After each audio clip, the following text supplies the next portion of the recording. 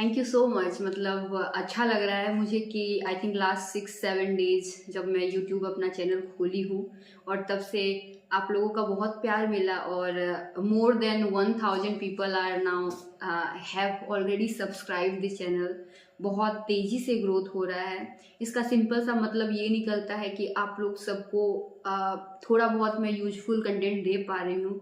अगर मेरे पास honestly time रहता तो मैं बिल्कुल आपके लिए प्लेट में परोस देती सब कुछ कि ये यहाँ से पढ़ लीजिए, ये वहाँ से पढ़ लीजिए, ये ऐसे कर लीजिए, और आपके लिए बहुत इजी बना देती है। जो मैं जितना मतलब कि मैं कंटेंट खोजने में जितना मेहनत की हूँ, आपको वो काइंड ऑफ दिक्कत नहीं आने देती। लेकिन इलेक्शन का टाइम है और दो रोल वीडियो है वीडियो एनसीओ का संभालना प्लस इलेक्शन करवाना थोड़ा सा मेरे लिए चैलेंजिंग हो रहा है, इसीलिए मैं रेगुलरली आप लोग से वीडियो नहीं शेयर कर पा रही हूँ। और दूसरा कि मेरे पास यहाँ से घर से मैं बहुत दूर हूँ, तो बहुत सारी मेरी जो मटेरियल है वो घर में ही छूट गई है। और अभी तो इलेक्शन भर ऐसे भी मैं घर नहीं जा सकती हूँ, हम लोग को अलाउड नहीं होता है। तो मैं देखती हूँ अगर किसी तरीके से अपने कुछ मटेरियल अगर कहीं से मंगवा सकती हूँ तो मैं कोशिश करूँगी कि अपने टेलीग्राम चैनल में डाल दूँ। और अभी रात में शूट कर रही हूँ, इसी तरीके से अगर ऐसा कभी टाइम मिल गया तो आप लोग को वीडियो भी बना के थोड़ा बहुत डालते जाऊँगी। Time I guess is what I am not getting to serve all of you. मतलब कि जितना मैं करना चाहती हूँ उतना कर नहीं पा रही हूँ, बेसिकली टाइम की कमी के कारण। बट जब मैं कमेंट्स पढ़ रही थी तो बहुत अच्छा लगा और बहुत सारे लोग का एक क्वेश्चन लगातार आ रहा था, और वो लगातार एक क्वेश्चन आ रहा था कि मैडम इकोनॉमिक्स का क्या करें, और इकोनॉमिक्स का क्या करें ये मुझे भी नहीं समझ में आ रहा था। बहुत सारे सब्जेक्ट, बहुत सारे टॉपिक्स ऐसे हैं इकोनॉमिक्स का जो ऑनेस्टली नहीं समझ में आता है कि कैसे करें, कहाँ से प्रिपेयर करें, मतलब कॉन्सेप्ट बिल्ड नहीं हो पाता है।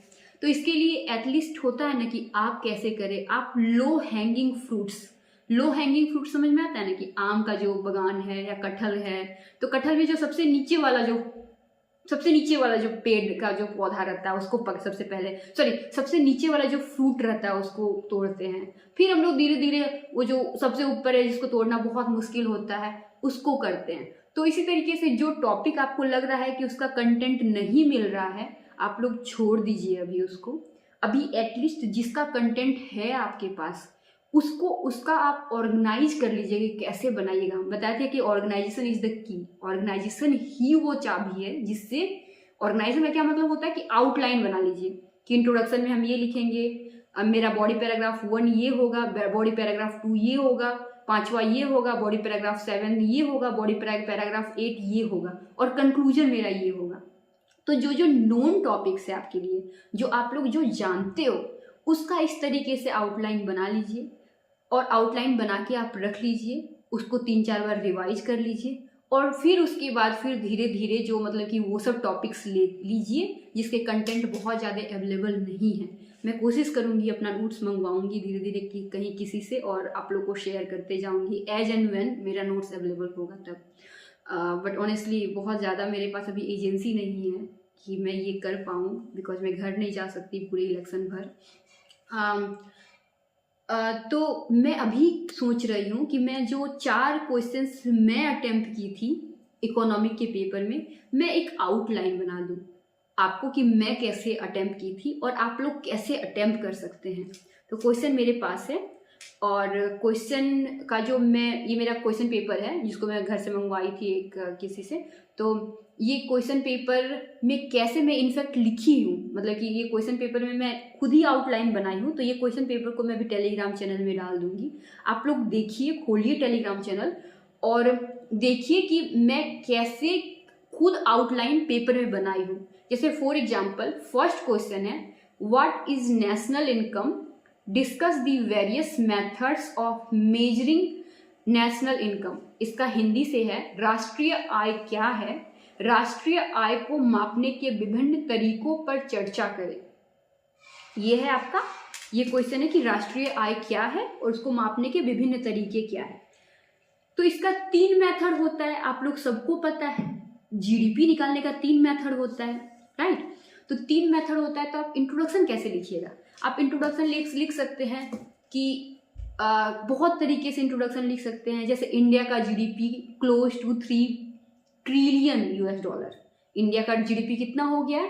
Close to 3 trillion US$। और हम लोग पीपीपी में 3rd नंबर पे आते हैं। पीपीपी आपको समझ में आता है कि परचेजिंग पावर पैरिटी में हम लोग 3rd नंबर पे हमारी जीडीपी है आफ्टर USA एंड चाइना। तो आप ऐसे करके इंट्रोड्यूस कर सकते हैं।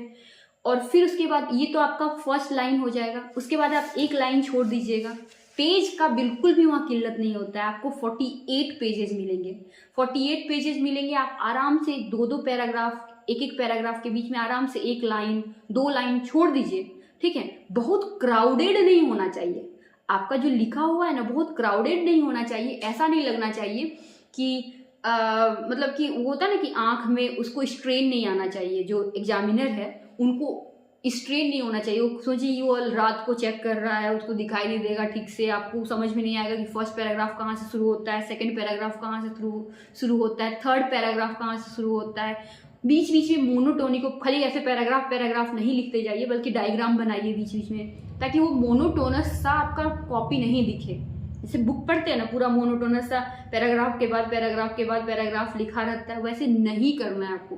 आपको मैगजीन पढ़ते हैं ना, मैगजीन में थोड़ा ये फोटो रहता है, थोड़ा ये फोटो रहता है। आपको मैगजीन की तरह, कार्टून की तरह अपना आंसर को बहुत वाइब्रेंट बनाना है। तो पहले आपको इंट्रोडक्शन बता दी कि इंडिया का GDP is close to 3 trillion US$, and we are 3rd in purchasing power parity after USA and China. खत्म, इतना क्लियर। उसके बाद फिर आप लोग क्या कर सकते हैं? उसके बाद फिर आप लोग लिख सकते हैं व्हाट इज जीडीपी। जीडीपी क्या है? तो जीडीपी आप लोग बोल दीजिएगा goods and services produced with in domestic territory of country. क्या होता है? जो सिंपल सा डिफिनेशन है जीडीपी का, डिफिनेशन लिख दीजिएगा। उसके बाद सीधे आ जाएगा क्वेश्चन में, देयर आर 3 वेज, ठीक है, 3 वेज ऑफ कैलकुलेटिंग जीडीपी। यहाँ इनफैक्ट जीडीपी ज़्यादा वर्ड जीडीपी यूज नहीं कीजिएगा, नेशनल इनकम ज़्यादा यूज कीजिएगा वर्ड नेशनल इनकम, क्योंकि नेशनल इनकम पूछा गया है। तो आप लीजिएगा there are 3 ways of calculating national income. और वहाँ पे जैसे बोले ना, national income is the total goods and services produced within the domestic territory of a country in a given year, which is usually 1 year। एक साल के अंतर्गत टोटल गुड्स एंड सर्विसेज कितना प्रोड्यूस हुआ है उस टेरिटरी में, मतलब कि इंडिया के जोग्राफिकल टेरिटरी में कितना प्रोड्यूस हुआ है, वही नेशनल इनकम है ना मोस्टली। तो उसी को लिख दीजिए। अब बोलिए कि there are 3 ways of calculating national income. 3 तरीका है नेशनल इनकम को ये करने के लिए। इनफैक्ट मैं अपने शॉर्ट नोट्स भी लाई हूँ और इसको मैं अपलोड कर दूंगी। तो आप फर्स्ट मेथड लिखिएगा। फर्स्ट मेथड है, देखिए यहाँ पे मैं लिखी हूँ कि वैल्यू एडेड मेथड, जिसको प्रोडक्ट मेथड भी कहते हैं और इन्वेंट्री मेथड भी कहते हैं। तो वैल्यू एडेड मेथड में क्या है कि market value of all goods and services produced. आप अभी जैसे मैं बोल रही हूँ, आप प्लीज़ टेलीग्राम में जाइए और इसको देखिए कि मैं कैसे बनाई हूँ आउटलाइन, और आपको क्लियर होगा कि market values of all goods and services produced in a country during that given time. उसमें से इंटरमीडिएट गुड्स को आप डिडक्ट कर दीजिए। इंटरमीडिएट गुड्स क्या होता है? आपको पता ही क्या होता है, राइट, कि जो कंज्यूम हो जाता है पूरी तरीके से। जैसे चाय बना रहे हैं तो दूध पूरी तरीके से कंज्यूम हो गया, चीनी कंज्यूम हो गया, तो चाय मेरा फाइनल गुड हो गया, लेकिन इंटरमीडिएट गुड दूध और चीनी हुआ, उसको हम लोग काउंट नहीं करेंगे, तो उसको घटा दीजिए। उसके बाद फिर आप वैल्यू ऑफ डेप्रिसिएशन में मशीन डेप्रिसिएट करता है। जैसे एसी मेरा पीछे लगा हुआ है, वो एसी 5 साल में, अभी मान लीजिए एसी 40,000 रुपये का है, 5 साल में इसका वैल्यू डेप्रिसिएट होकर मे भी 30,000 या 25,000 या 20,000 रुपये रह जाएगा। तो मशीनों का डेप्रिसिएशन उसको घटा दीजिए। Of depreciation of equipment also deducted, मतलब कि अगर हम एसी वाला जैसे एग्जाम्पल दिए कि एसी या फिर कोई मशीन रहता है वो बहुत तेज़ी से डेप्रिसिएट होता है। एक बार आई थिंक रिलायंस जो ग्रुप है उसका इतना मतलब महंगा वो लोग मशीन खरीद लिए थे कि डेप्रिसिएशन होकर उन लोग का इनकम टैक्स 0 हो गया था। मतलब अगर 20 लाख का मशीन है तो अगर 1 साल में 1 लाख भी डेप्रिसिएट होता है तो उसका वैल्यू हर साल घटते जाएगा ना, 19 लाख हो जाएगा, नेक्स्ट साल 18 लाख हो जाएगा। तो डेप्रिसिएशन को हम लोग ये कर देंगे, घटा देंगे। उसके बाद फिर नेट जीडीपी, ये जो हो गया वैल्यू, ये हो गया net GDP at factor cost, right. Net GDP at factor cost में हम लोग क्या करेंगे कि नेट इनकम फ्रॉम एब्रॉड में जो मतलब विदेशों में हमारे जो भाई लोग रह रहे हैं, बहनें रह रही है, जो इंडियन हैं, उन लोग से जो इनकम आता है उसको जोड़ लेंगे। बट यहाँ पे जो विदेशी लोग रह रहे हैं, फॉरेनर्स रह रहे हैं, यहाँ के अमेरिकन या फिर बांग्लादेशी या फिर नेपाली लोग का इनकम को घटा देंगे। तो हमारा जो आएगा वो net national product at factor cost आ जाएगा। Net national product at factor cost कुछ नहीं है, बट वही जो क्वेश्चन हम लोग को पूछा गया है ना, नेशनल इनकम पूछा गया ना हम लोग को, नेशनल इनकम, हाँ पूछा गया है क्वेश्चन कि व्हाट इज नेशनल इनकम। तो national income is nothing but net national product at factor cost, यही है आपका नेशनल इनकम। अब उसके बाद फिर आप, आई होप कि आप लोग देख पा रहे होंगे, but I will any way have this in Telegram channel, तो आप लोग वहाँ से देख लीजिएगा। उसके बाद फिर तो नेट नेशनल प्रोडक्ट जो नेशनल इनकम है वो मेरा क्या है, GDP at market price minus depreciation plus net factor income from abroad minus net indirect tax. अच्छा, इनडायरेक्ट टैक्स, जो इनडायरेक्ट टैक्स जो है, जो सब्सिडी सरकार दी उसको ऐड कर देना है, जो टैक्स सरकार ले ली उसको घटा देना है।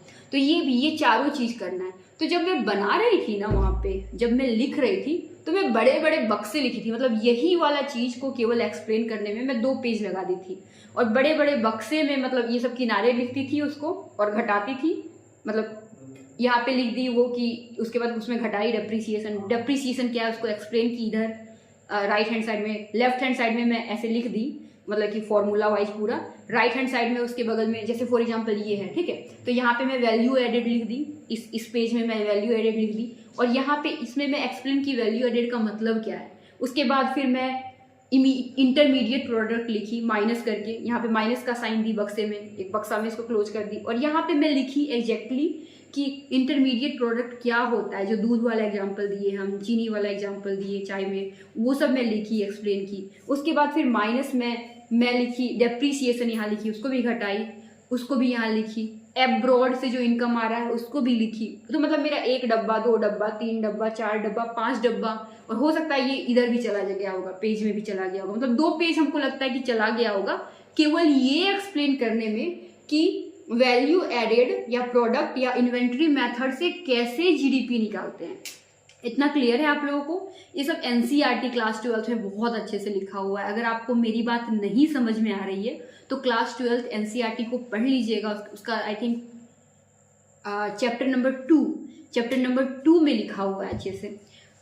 नेक्स्ट जो मेथड है, और ये मैं उसी से ली हूँ, एनसीईआरटी से ली हूँ।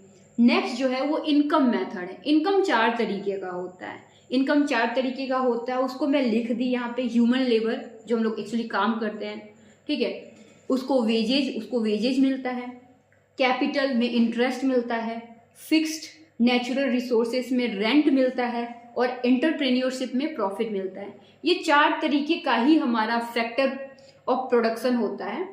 फैक्टर ऑफ प्रोडक्शन, ये 4 तरीके में, ये 4 ही इनकम आता है। तो इसको हम ऐड करके यही नेशनल इनकम हो गया। Net domestic factor income plus net factor income from abroad, जो एब्रोड से आ रहा है ना, एब्रोड में जितने हमारे इंडियंस लोग एम्प्लॉयड हैं, और यहाँ माइनस को कर देंगे, घटा देंगे हम लोग वो लोगों का जो यहाँ पे जितने विदेशी लोग हैं उन लोग का जो इनकम है उससे। तो हो गया ये वाला। इसको फिर मैं एक्सप्लेन करने में आराम से 1 पेज ले ली, 1 से 1.5 पेज, मतलब वही कि वेजेस में क्या क्या आएगा, कैसे वेजेस, जैसे कोई एग्रीकल्चरल फील्ड में काम कर रहा है वो वेज है उसका कि उसको मिल रहा है, या मैं यहाँ पे वीडियो सीओ का काम कर रही हूँ, मेरे को वेज मिल रहा है। उसके बाद फिर कैपिटल में, जैसे कि मैं इन्वेस्ट की, मैं अपना एफडी खोली, ठीक है, तो उसमें मुझे इंटरेस्ट मिला। मान लीजिए मेरा 1 लाख में 7,000 रुपया एक सालाना आया, 7% अगर इंटरेस्ट रेट है। उसी तरीके से फिक्स नेचुरल रिसोर्सेज जैसे लैंड वगैरह है। अच्छा, इसमें रॉयल्टी को भी ऐड करिएगा। रॉयल्टी होता है जिसको, रॉयल्टी जो होता है जैसे कि कोई सिंगर लता मंगेशकर, या फिर उन लोग को रॉयल्टी मिलता है कॉपीराइट वगैरह के लिए, तो वो सब भी ऐड कर लीजिएगा। तो ये आराम से आप 1.5 पेज में इंक्लूड कर सकते हैं। अब थर्ड मेथड जो है एक्सपेंडिचर मेथड है। तो हम जब बता रहे हैं ना आपको कि कैसे आउटलाइन बनाइएगा, तो ऐसे ही आउटलाइन बनाइएगा कि आपका एक जो टॉपिक है वो 1 पेज में आ जाए, और उसको आप एक्सपेंड करके आराम से 8 से 10 पेज में लिख सकते हैं एग्जाम में, एक्सप्लेन कर करके। जेपीएससी बहुत डिफिकल्ट नहीं है, बहुत इजी है। आपको केवल एक्सप्लेनेशन आना चाहिए और डायग्रामेटिकली रिप्रेजेंट करने चीज़ों को आना चाहिए, कि बहुत ज़्यादा मोनोटोनस आपकी जो कॉपी है वो नहीं लगे, खाली पैराग्राफ नहीं दिखाई दे, थोड़ा गैप रहे वर्ड्स के बीच में, बहुत ज़्यादा कंजेस्टेड नहीं दिखाई दे, तो ये सब का ध्यान रखिएगा। एक्सपेंडिचर मेथड में क्या है, sum of expenditure on purchase of final goods and services produce during accounting year. तो इसमें क्या होता है, इसमें बेसिकली किस में हम लोग एक्सपेंडिचर करते हैं, या तो हम लोग कंजम्पशन में करते हैं, या फिर गवर्नमेंट एक्सपेंड करती है, या फिर इन्वेस्टमेंट में होता है, या फिर एक्सपोर्ट जो नेट एक्सपोर्ट में होता है। बहुत ईजी है, ये रॉकेट साइंस नहीं है, आप लोग एनसीईआरटी पढ़ लीजिएगा, सब क्लियर हो जाएगा, ठीक है। उसके बाद फिर मैं ये पूरा बता दी, और ये इसके बाद फिर मैं क्या लिखी कि net national product at factor cost, और फिर net national income calculated by, कौन कैलकुलेट करता है इंडिया में, तो ये एडिशनल कि मैं कौन कैलकुलेट करता है, सीएसओ जो है हमारा MoSPI, ministry of statistics programme implementation, उसके अंदर जो सीएसओ है, सेंट्रल स्टैटिस्टिकल ऑर्गेनाइजेशन, ये करती है आपका calculate bye combination of this 3 methods. ये तीनों मेथड्स का यूज करती है हमारे जीडीपी को कैलकुलेट करने में।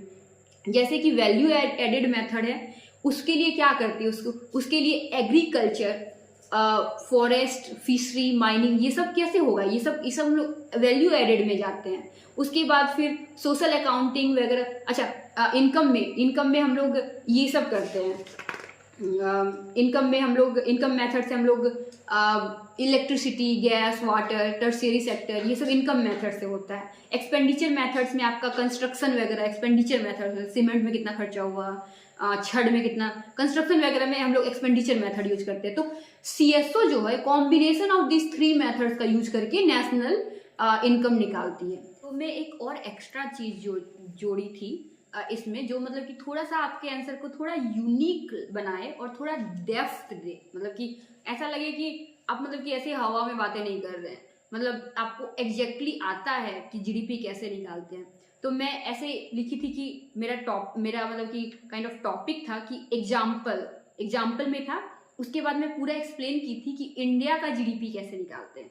तो उसी टाइम इंडिया का जीडीपी निकालने का मेथड चेंज हो गया था, और फॉर्चुनेटली ये क्वेश्चन यूपीएससी में पूछा गया था। तो मैं उसी क्वेश्चन को बेसिकली लिख के आ गई थी, यही एक पेज लिख के आ गई थी। अगेन ये पेज अब मैं टेलीग्राम में डाल दी हूँ, आप देख लीजिएगा।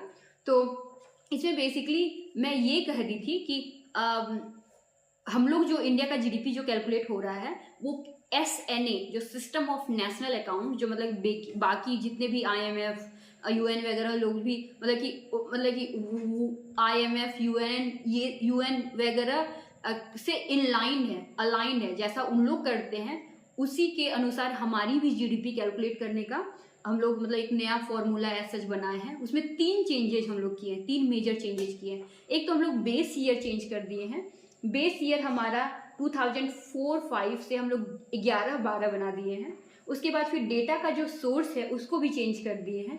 पहले आप लोग प्लीज इसको देखिए टेलीग्राम में, आपको समझ में आएगा कि मैं क्या बात कर रही हूँ। पहले हमारा जो कंपनीज था उसका डेटा हम लोग annual survey of industries and RBI से लेते थे। अब हम लोग न्यू डेटा सीरीज MCA मतलब ministry of commerce corporate affairs MCA 21 के अनुसार हम लोग डेटा ले रहे हैं। उसके बाद फिर बहुत और सारी डेटा को हम लोग इंक्लूड किए हैं, जैसे फाइनेंशियल इंस्टीट्यूशन सेबी का डेटा, जो हमारा पेंशन फंड है उसका डेटा, IRDA जो इंश्योरेंस कंपनी, उन लोग का डेटा, ठीक है। और लोकल ऑर्गेनाइजेशन इंस्टीट्यूशंस को भी कवर किए। थर्ड जो है वो मेथोडोलॉजी को भी चेंज किए हैं। पहले हम लोग फैक्टर कॉस्ट के रूप में मतलब बताया कि फैक्टर कॉस्ट में यही वेज, रेंट, इंटरेस्ट, प्रॉफिट आता था। अब हम लोग क्या किए हैं, अब हम लोग जीडीपी एट मार्केट प्राइस में किए हैं। उसमें क्या होता है कि उसमें हम लोग 2-3 इंपॉर्टेंट चेंज किए हैं। एक्चुअली जो हमारा जो प्रोडक्शन टैक्स और प्रोडक्शन सब्सिडी जो 1 टाइम होता है, राइट, 1 टाइम जो प्रोडक्शन कॉस्ट और प्रोडक्शन सब्सिडी होता है, जैसे कि हम लोग स्टाम्प ड्यूटी या रजिस्ट्रेशन फी देते हैं, उसको भी इंक्लूड किए हैं। तो ये सब जब हम एक्सप्लेन किए, एक पेज में एक्सप्लेन किए, बहुत ज़्यादा इसमें एक्सप्लेन करने का जरूरत नहीं है, लेकिन एक पेज में एक्सप्लेन किए तो एग्जामिनर को ये लग गया कि इसको एक्चुअली आता है कि हम लोग नेशनल इंडिया का जीडीपी एग्जैक्टली कैसे कैलकुलेट करते हैं। जब आप प्रोडक्शन टैक्स बताते हो, फैक्टर कॉस्ट जैसे वर्ड्स डालते हो, MP मतलब मार्केट प्राइस डालते हो, उसके बाद इनडायरेक्ट टैक्स, डायरेक्ट टैक्स, ये सब डालते हो, देन उनको पता चलता है कि आप इकोनॉमी के लैंग्वेज में बात कर रहे हो, आपको इकोनॉमी में इकोनॉमी के लैंग्वेज यूज करना है, यही सब इकोनॉमी का लैंग्वेज होता है, वही यूज करना है। सिमिलरली अगर आप ये देखें, यहाँ पे मैं थोड़ा वो भी लिख दी थी कि लेकिन ये जो मेथड है, और इसी तरीके से कंक्लूड कर दी थी कि लेकिन ये जो मेथड है इसमें बहुत ज़्यादा डिबेट्स है और कंसर्न है, क्योंकि मतलब कि अनएक्सपेक्टेड जंप हो गया हम लोग। जैसे कि पुराने मेथड से हम लोग जब निकालते हैं तो हमारा जीडीपी का ग्रोथ 4.5% होता है, और अभी जब हम लोग करते हैं तो 5.1% दिखा रहा है।